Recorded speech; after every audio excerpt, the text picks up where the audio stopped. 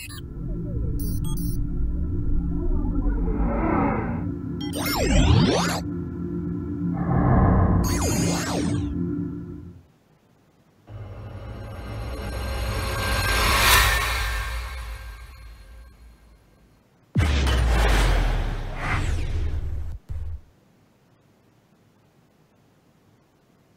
following content is not intended as a substitute for professional medical advice, diagnosis, or treatment.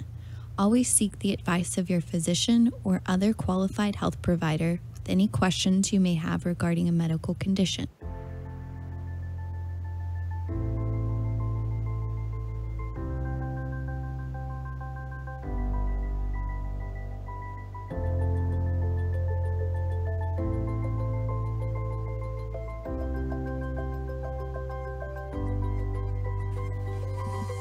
Hello, and welcome to the Everyday Therapy Podcast. I'm Julian Schroeder. And I'm JC Rader. And we are both licensed professional counselors and registered yoga teachers specializing in therapeutic yoga here in Dallas at White Rock Counseling. And we are here today and thankful that you're tuning in as we share tips, stories, and inspiration to help you boost your overall emotional wellness and for your everyday therapy life. Yes, yeah. And you can find us at whiterockcounseling.com. We do therapy in Dallas as well as some online coaching also. So, yeah. Yeah. And before we introduce our guest, I've been holding the laugh in, but I just wanted all our listeners to know that JC is not wearing deodorant today. I forgot. I didn't know we were going to tell everyone. She's wearing a polyester shirt, I guess. It's a bad which combination. Is a dangerous combo. It's a disaster. Yes. So anyways, this is going to be a fun time. Yeah. I ride home with her. You get nervous because it's live, you know? Yeah. And so you just sweat naturally. So you have to wear deodorant. Yeah. But so we're in this together, and hopefully our guest isn't as nervous as JC. Yeah. And good thing that he's like at a distance. He's calling in from Skype from Nashville. Marcus, are you there? Yeah, I'm here. Can you hear me? Hi. Yeah. Yes, that might have been TMI, huh? For you. Hello, JC. Nice to meet you. But hi, Marcus. We're so glad that you're here. Can you tell us a little bit about your credentials and just about yourself? Yeah. So credentials, I have a master's of marriage and family therapy. I'm a licensed marriage and family therapist in Tennessee. And before that, I went to seminary and completed an MDiv at Holy Cross Greek Orthodox School of Theology in Boston. So currently my wife and I, we live here in Nashville. We've been here almost 7 years, and I'm in private practice. And I split my time between private practice and running a company I co-founded called Therapy Space. Okay, yeah. And our listeners have heard about you guys because y'all have been sponsoring us and y'all are so amazing. And it's cool that y'all are also therapists. So we can talk about your specialty today as well as Therapy Space. Yeah, nice. Thank you. Yeah. Yeah. And so we are, just curious about everybody's stories and their life paths to where they are. And we're just curious, what led you into becoming a licensed marriage family therapist? And what do you find most gratifying about that? Yeah. So while in seminary, I had a professor for pastoral care, and he was a marriage and family therapist as well. And I thought it was really useful how he was able to understand behavior in context, and not just simply moralizing and always spiritualizing behavior, but understanding it from like a systems perspective. It was interesting to me, and it was something I thought could benefit our church community. So after finishing seminary, we came to Nashville for my wife's residency, and that's when I decided to complete an MFT here at Lipscomb. And went from there. Really enjoyed it. Enjoy being in kind of that clinical setting, and have stayed with it ever since. And I noticed whenever I was reading about you that you were going to be a priest and you changed your mind. I'm curious, was that because of your wife, meeting her? So Greek Orthodox priests can choose to be married or celibate. Okay. And I was always sort of on the marriage track. But that's something still hope to do in the future. Oh, okay. That's amazing. That's super interesting. Yeah, because when we talk about wellness, we have to acknowledge the spiritual wellness. Right. And so That's cool that you feel really drawn to that. Definitely. And so you split your time as, and I love systems work. I think that it's so interesting because I'm more of an individual therapist. I'm trained like individually, but and then systems meaning kind of like you look at the whole family and everybody playing a part in a role. And I think that that's so necessary to have that perspective. So that's kind of what we'll be talking about today is your topic of differentiation. So we're going to have to do a lot of peeling that apart so that we can fully understand it. Yeah. But before we get into that, we'd also love to hear a little bit about this other side in the work that you do as an entrepreneur and hear about your process with that.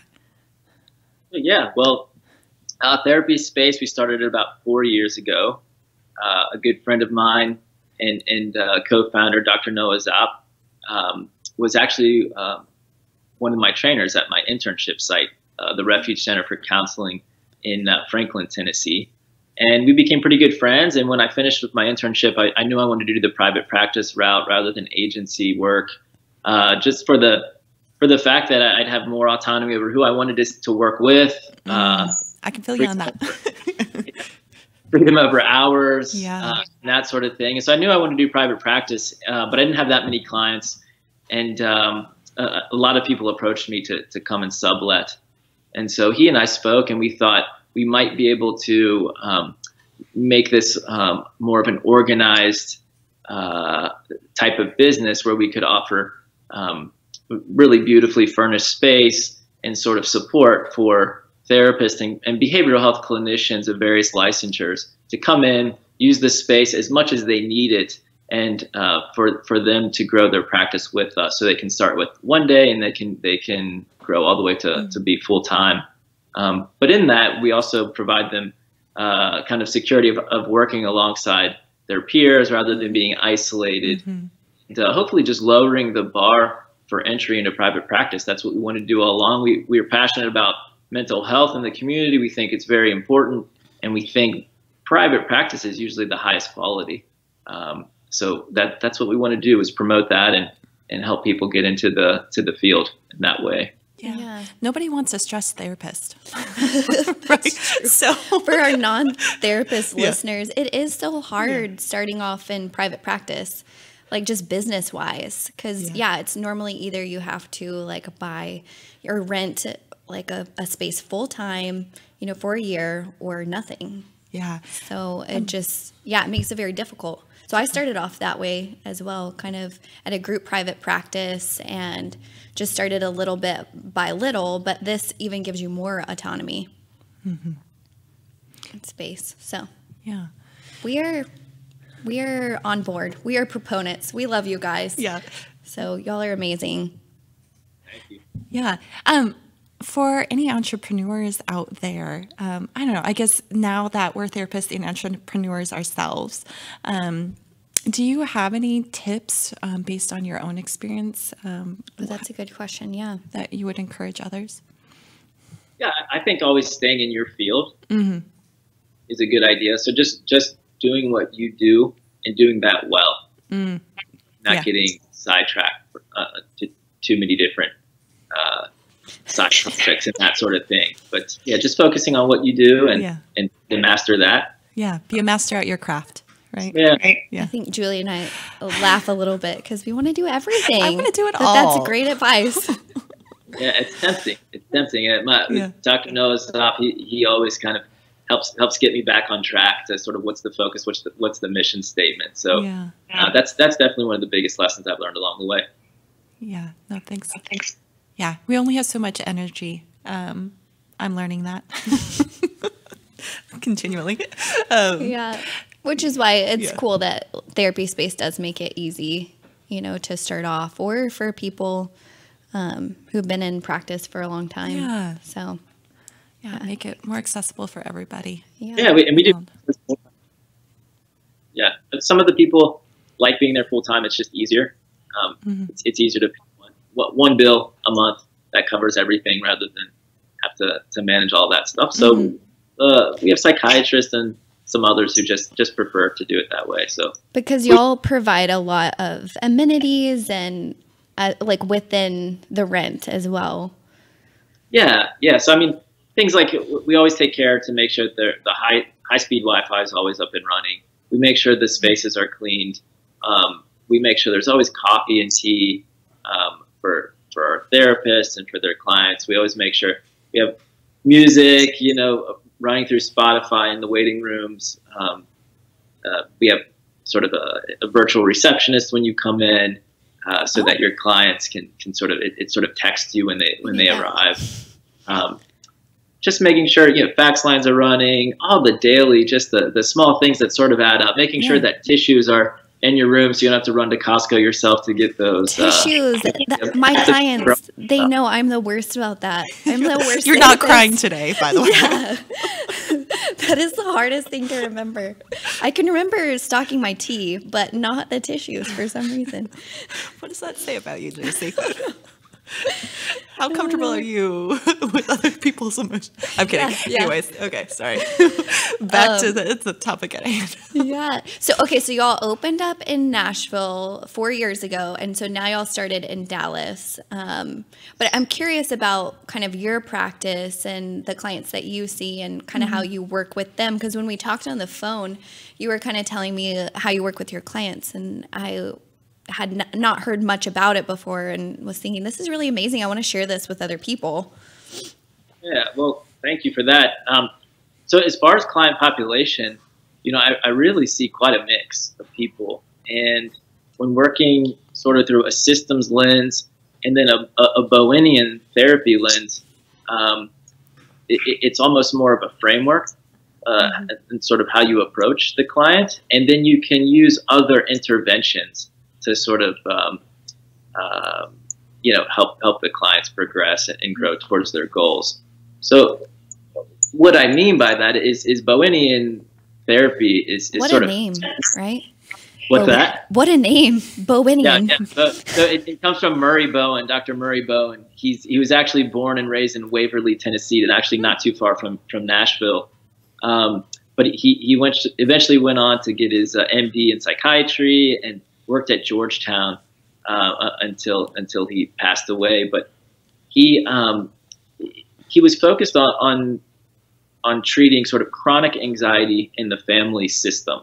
And he noticed a few things way, like one, that anxiety and the ways in which we cope with it sort of transmit from generation to generation. Oh, for sure. So you can sort of see patterns start to rise up. And so he wants to treat chronic anxiety, and he does that kind of in two major ways. One is helping the client system understand sort of the emotional, how emotions function in their family system. So that's one, sort of creating insight. Yeah, and I love that because I can see that. Sorry, I'm going to pop in. I can see that in my clients a lot, that like their parents had anxiety, and even with my grandma, like she has really bad anxiety, mom, and then I've like learned to manage my anxiety as well. So I think that so fits. Well, so it sounds like it acknowledges the genetic heritable, but also the nurture theory and what we talk about, how what we've grown up and are modeled, then we recreate. Is that it? Sure. Yeah, and I think it's oftentimes really difficult to distinguish between the genetics and the environment. They tend to go hand in hand. Yeah, you can't separate that out. Yeah. Yes. So the patterns come across pretty clearly, but maybe it's a little subtle if you're in the system. So that's sort of the first thing, is helping them step back and see, how do we relate to one another? What have we sort of carried on from previous generations that maybe we don't want to continue to pass down. And so that was sort of his first, maybe the first way in which he treats chronic anxiety. And the second is, and you may have heard of these terms before, but sort of addressing fusion, emotional fusion, and its opposite, sort of trying to instill or increase differentiation is what all. And I love big words. And we know what they mean, but some of our listeners might not. Yeah. Can you give us some examples of what that would look like based on maybe families that you've worked with? Yeah. So emotional fusion, he would just say, is what occurs when you sort of abandon individual decision making. So decisions you would make very naturally for yourself in order to promote harmony or peace in the family system. And that sounds like a really good idea, but sometimes it would come across maybe being like almost like a chameleon. So almost foregoing who you are or what you think or believe or feel about a certain thing or person in order to simply maintain peace. It seems like a loss of identity. That's it. That's it. Yourself. And but that can happen in a very inverse way too. He said you can also look very emotionally fused by bullying other people and just sort of holding views as well. So there's sort of two sides of the coin there. So that's more like manipulation of other people? It could be subtle manipulation. It could be just flat out sort of bullying, just really getting loud or getting into conflict, trying to make people think or feel that the way you do about a certain scenario. And so what he always tried to promote is really individual decision making. So taking ownership of your own behavior and learning to change yourself rather than focusing maybe frantically on a family member or someone else and trying to change them. You don't know how many times I've talked about this with clients. And this gets hard though. I mean, it sounds like more or less kind of establishing boundaries, right? Well, that's really practical. Yeah. Application. Okay. Versus the framework. Yeah. So tell us a little bit more then, for those that are listening, can you kind of paint the picture of why this can be hard, this idea of differentiating and having identity? I think it's harder for some families than it is others. And I mean, Bowen himself would say that there's no end to the differentiation process. So that's sort of a theoretical thing. We're always trying to grow. Yeah, practice and always trying to better yourself and be in your own shoes. Yeah. And ultimately, as you do that, you become less anxious and therefore much easier to connect to. Which, when I was thinking about this before we had this conversation, it seems like such a paradox in the sense of, like you were saying earlier, it would be much easier sometimes to keep harmony or like blend with your partner, blend with your family, like just agree on everything. But kind of what you're saying is the opposite of like kind of let's separate who we are and both have our own identities and both make our own decisions a little bit. So kind of probably more of a balance than either or. Yeah, it's definitely a balance. I think it's kind of an elusive balance. I think what he might say is that it would be very difficult to build intimacy with someone if you didn't know who they were, if they didn't let you know who they are. So if they're always trying to just agree with you, it's hard to ever get to know them for who they are. Yeah, you can't trust them. If that's what I tell some of my clients that are really people pleasing and want to do everything for others. It's like, okay, it's hard for people to really know what your true motives are if you never have moments of honesty where you say, no, I'm not okay with this. Because the fact is that we're human and we're going to not always be okay with everything, right? Yeah, well, so people pleasing is a perfect example of sort of an undifferentiated or fused type of behavior. Absolutely. Yeah. So, tell us more, kind of what's helpful for your clients to hear about this topic when you're educating them on it. Yeah. So first of all, if you're going to do like maybe an intake session or sort of like a formal Bowenian sort of intervention, the first thing you do is really try to reduce anxiety by maybe doing a genogram.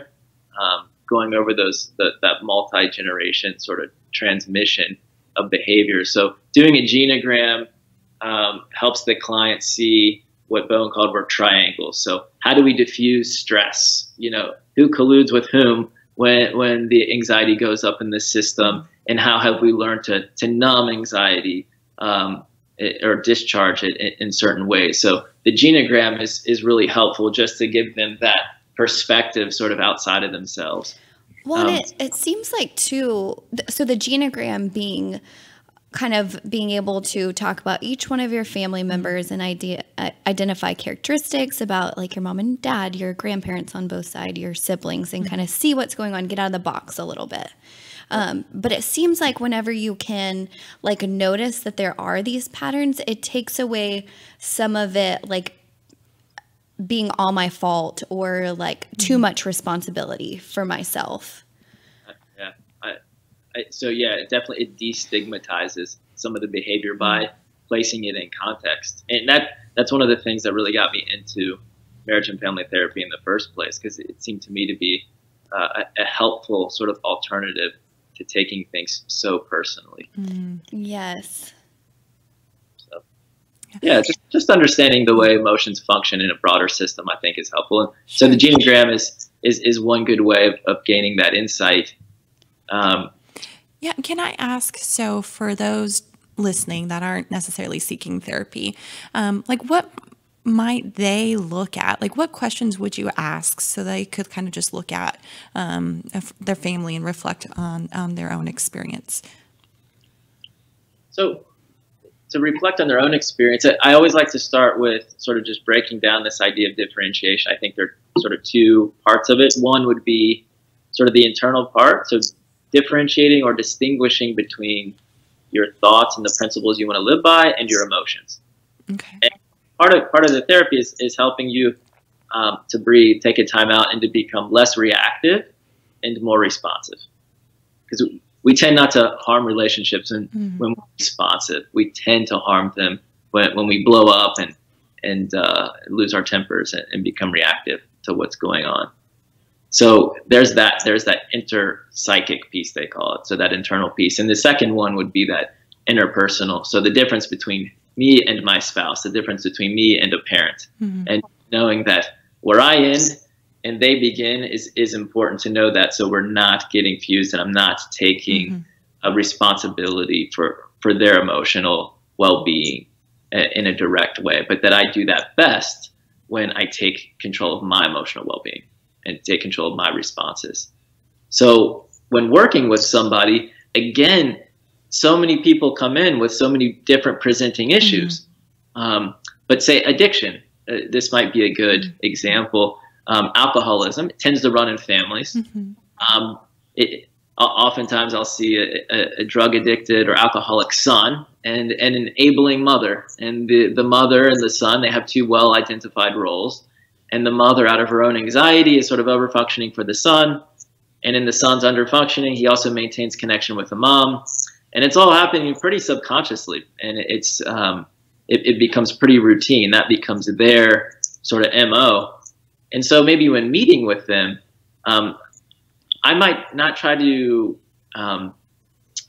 encourage dialogue between the two, but rather try to model my own differentiation by sort of questioning each of those individuals in the room, so that maybe the mother can see the way in which I talk to the son without anxiety, which is, again, is a bit easier since I'm not in the family system, but helping the son to recognize and maybe even to take ownership for his behaviors. It might be a question. So, you know, how does it feel that you take your mother's anxiety so personally?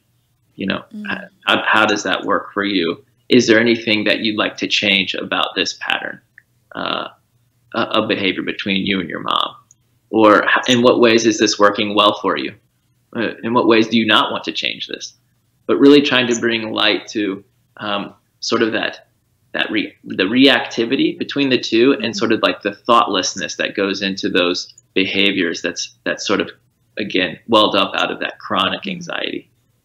So giving insight, giving sort of a perspective to that client that maybe they didn't hold before, coming from the non-anxiousness of the therapist is important.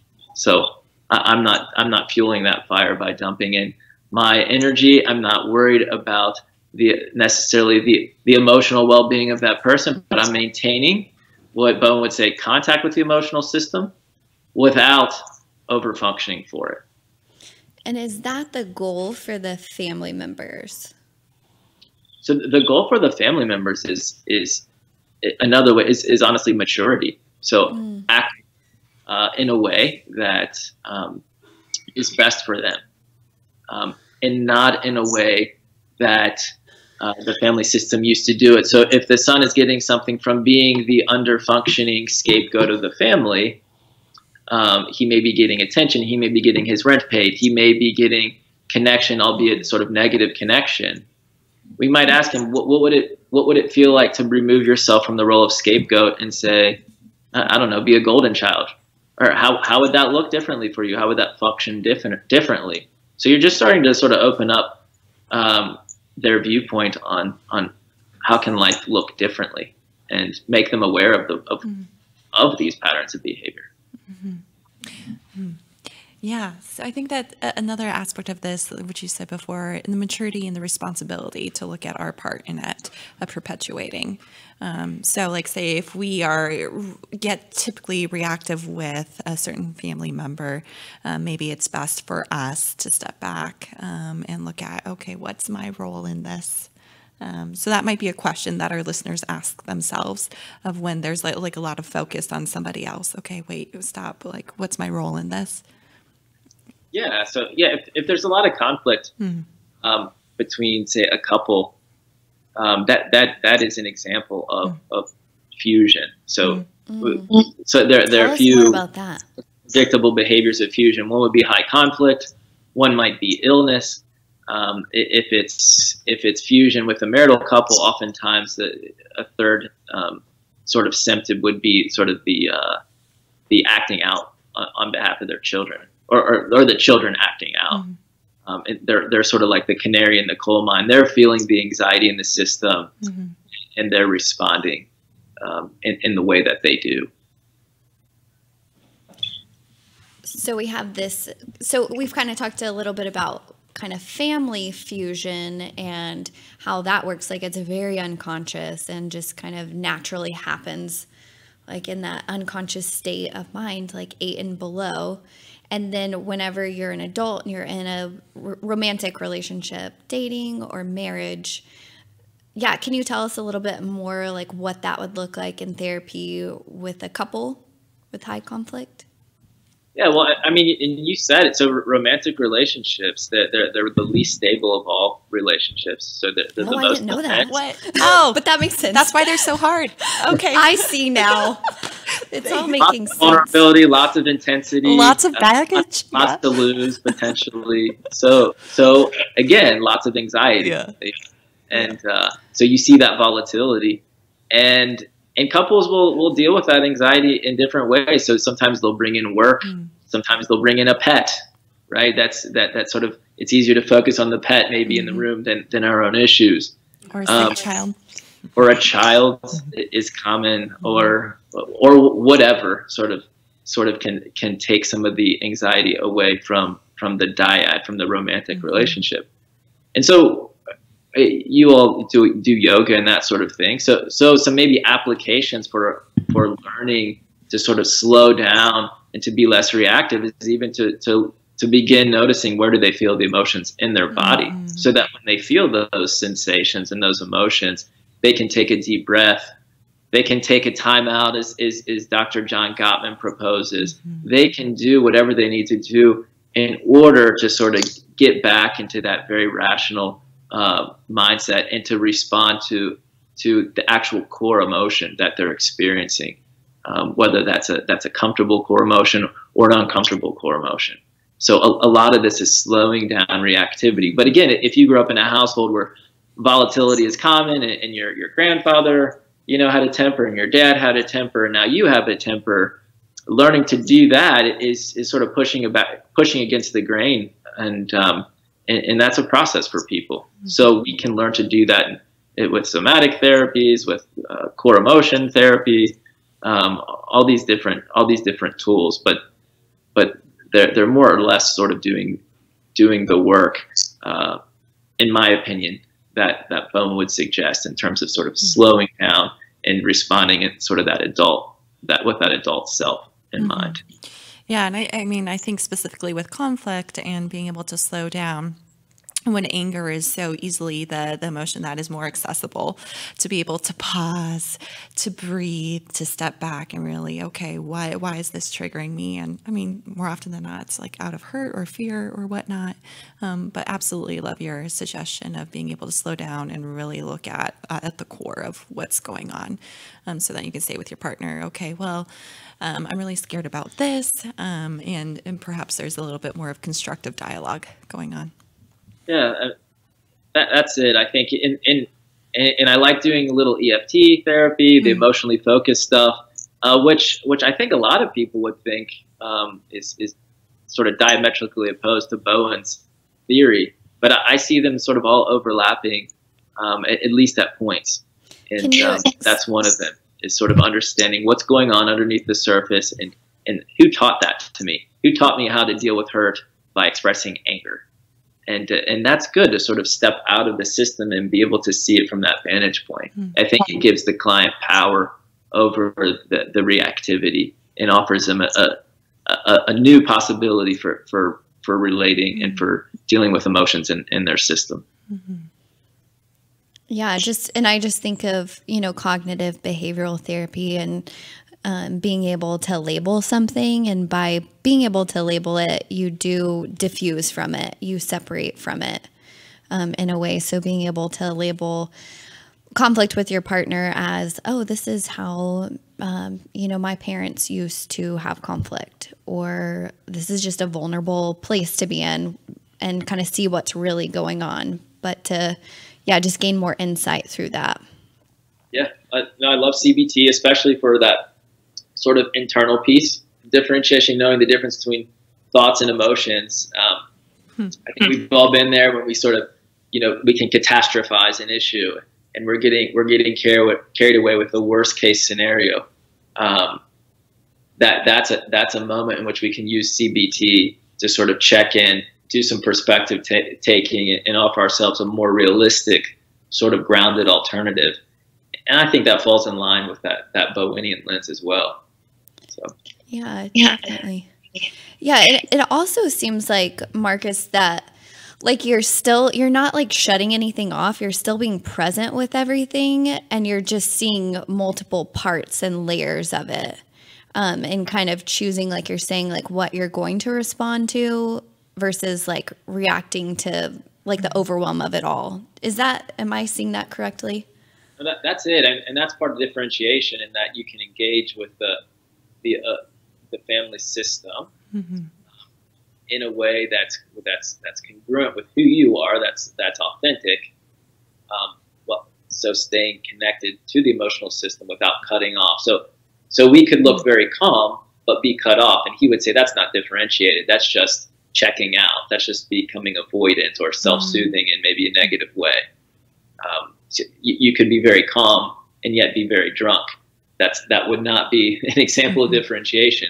However, being able to maintain that sense of self and being able to, at the same time, be present in the room, but not take on the emotions of others per se, that would be a goal of differentiation, or someone who's wanting to become more differentiated. And it takes practice. Yeah.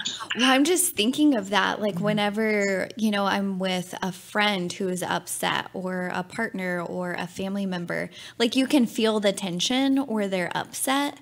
That is a really hard thing to do. And I hear from my clients a lot too. Like they're just never happy. Like, how am I supposed to be happy if they're not happy? Like I want to make them happy. And so, like what's one way to be with somebody else's emotions and kind of differentiate in that way? Yeah, so I think that the first thing I would do is I would always sort of take my own sort of emotional pulse. So what am I feeling at the moment? And what are my sort of fused propensities that I might ask? So if I'm prone to people pleasing, I might take a deep breath and say, it's okay to let this person be sad and just sit with them. It's okay not to coalesce to all of their demands or needs. It's okay to do that, and to tell myself that, so that I can sit there and be present, but not necessarily do the old thing, which would be maybe to apologize very quickly, or to take ownership for something that isn't mine to own, or to feel the need to fix them and to fix their emotions. Because ultimately, we know as therapists, that's not helpful anyways. But being able to be present, to be still, to be empathic is pretty healing, pretty powerful. So I always ask clients to try to think of a really safe conversation they've had with someone who felt really connected to them, who really cared for them, and what was that person's demeanor. And inevitably, they almost always say, well, they're non-judgmental. They inevitably say, well, they're a really good listener. They inevitably say something like, well, they didn't try to fix me. They may have just sat there and held my hand and were just with me. So those things are pretty powerful. And I know it's just anecdotal, but I hear it time and time again. It's pretty consistent. Yeah, it's almost like doing the opposite of what you think you're supposed to do and kind of just like sitting back and kind of going limp in a way.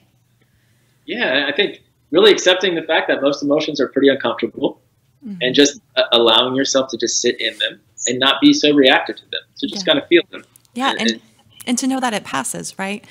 Emotion is energy in motion. So I think sometimes we get trapped in like when seeing somebody in pain and just feeling like we have to react of, okay, this too shall pass, right?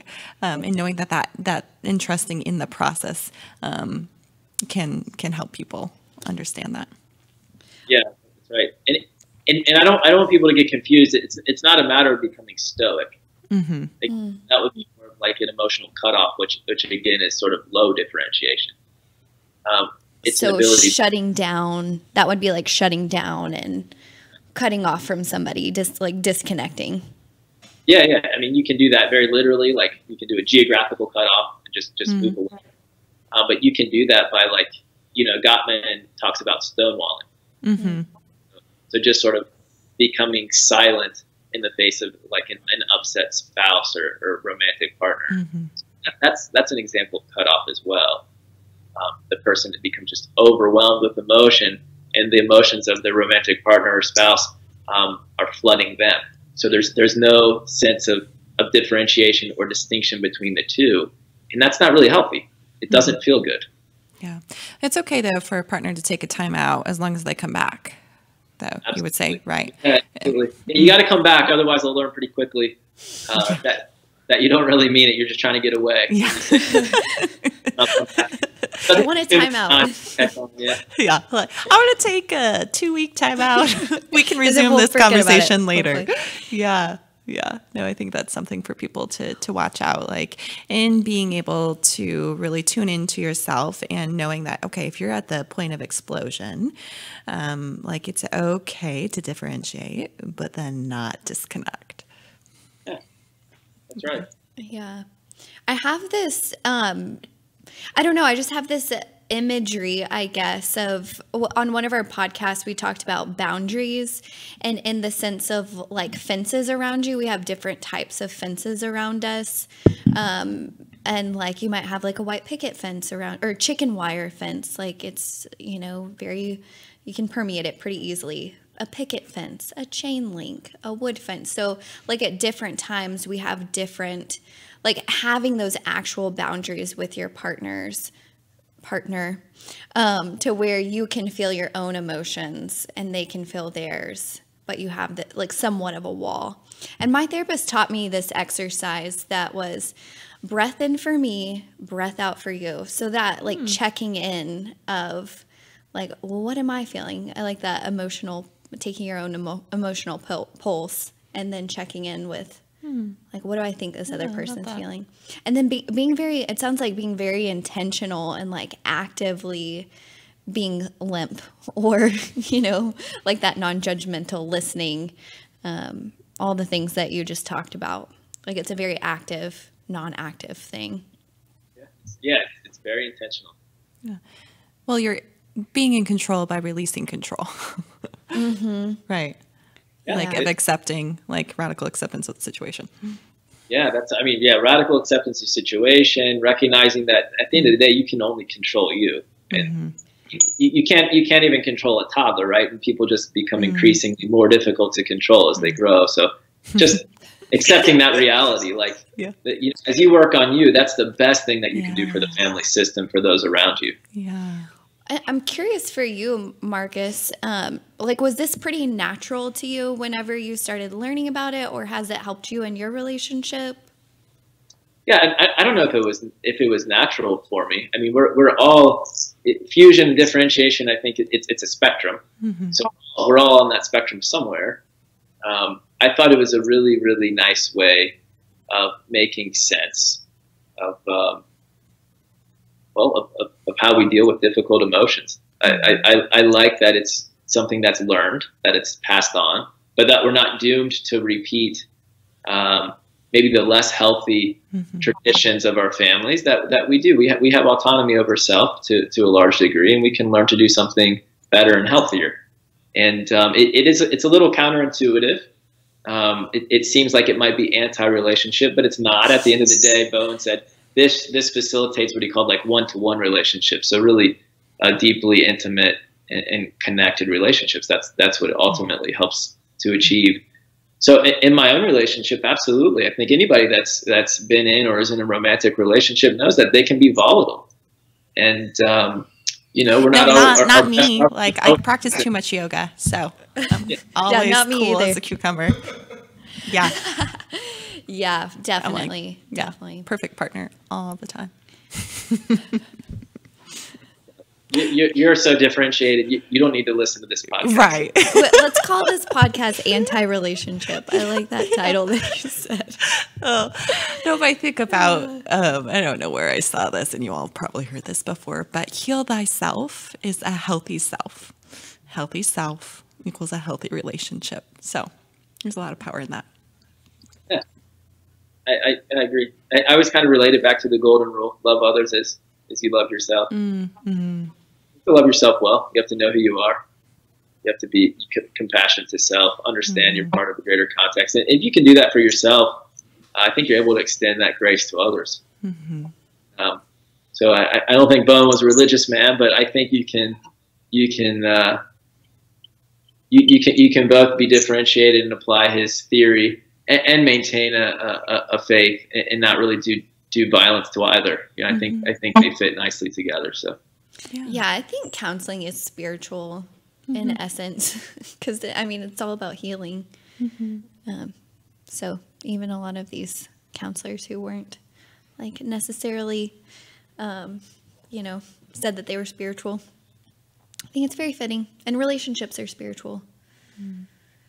Knowing it's not about us. Yeah. No. Yeah. I'm curious, Marcus.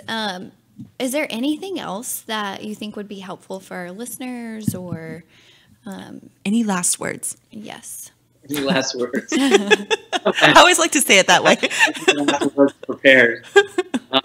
I would say, don't beat yourself up. This isn't.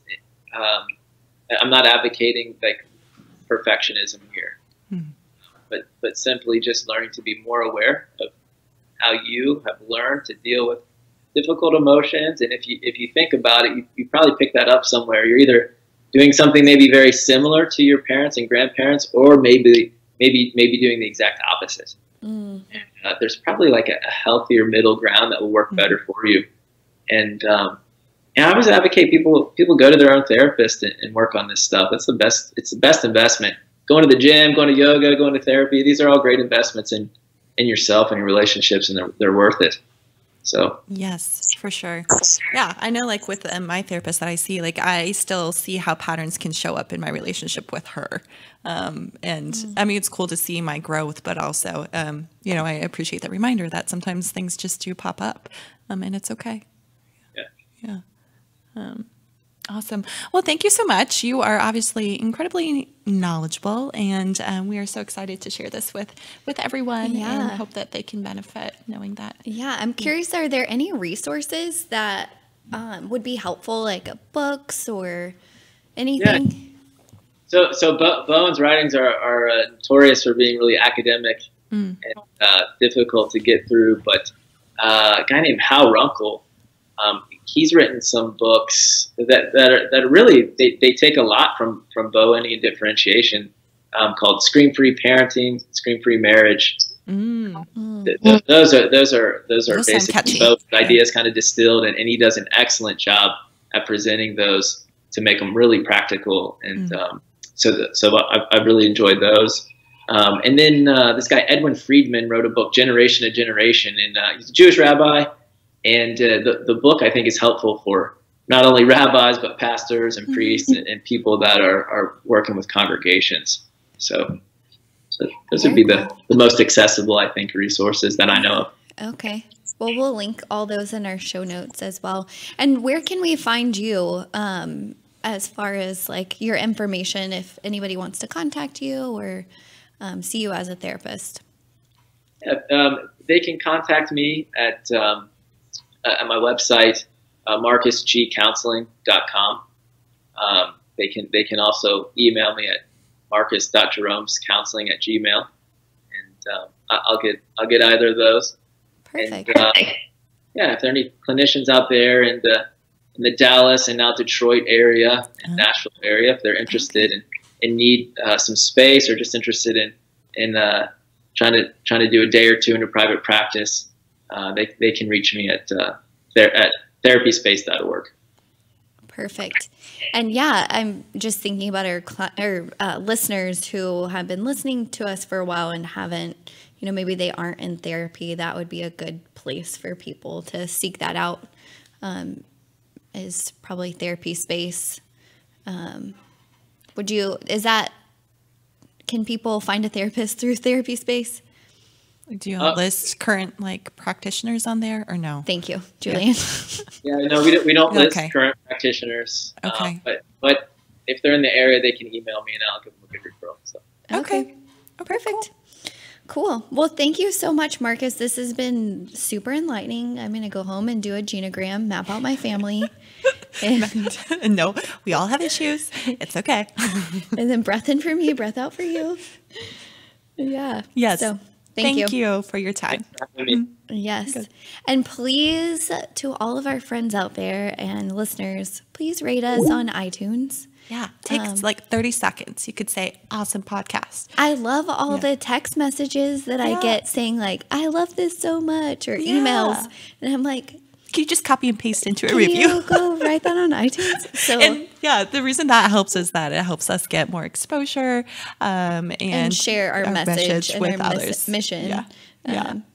Of spreading the word of cool therapy topics. So thank you for doing that and taking the time for that. We really appreciate it. And we'll see you guys next week. Yeah. Take care.